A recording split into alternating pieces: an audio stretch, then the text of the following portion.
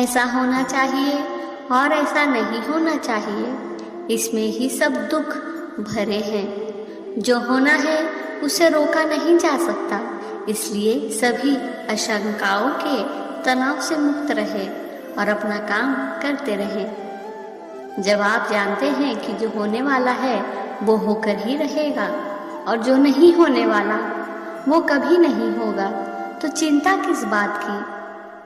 शरीर के भरण पोषण की चिंता करने की आवश्यकता नहीं है, परंतु शरीर छोड़ने के बाद क्या होगा इसकी चिंता करने की बहुत आवश्यकता है। ये दुनिया हमेशा के लिए रहने के लिए नहीं है, यहाँ मृत्यु तय है। फिर पाँव पसारे कैसे बैठे हो, निरंतर ईश्वर का स्मरण करो, यही सार है। ईश्वर पर भरोसा रखें और जीवन को निर्भीक होकर जिए। अगर आपका काम सही है और आपकी ईश्वर के प्रति पूरी श्रद्धा है तो कोई अप्रिय घटना नहीं होगी, और यदि कुछ बुरा होना है तो परमपिता की कृपा से होगा।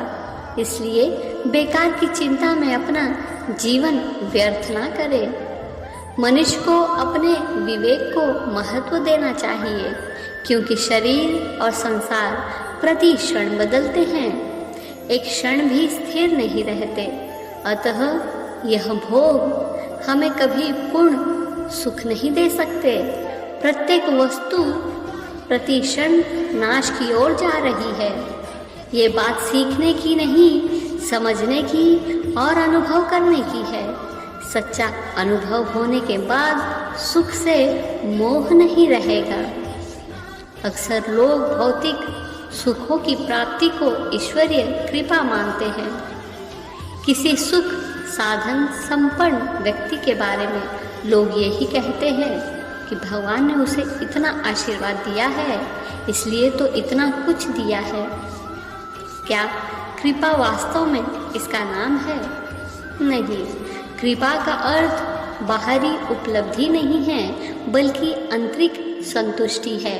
किसी को भौतिक सुख मिलना कृपा हो या ना हो, किसी को वह सब ना मिले पर मन में संतोष बना रहे, यह निश्चय ही ईश्वरीय कृपा है। रिक्तता उसी के अंदर होगी जिसके अंदर ईश्वर के भक्ति के लिए कोई स्थान ही नहीं। जिस हृदय में ईश्वर की भक्ति हो वहाँ भला रिक्तता कैसी, वहाँ तो आनंद ही आनंद होता है।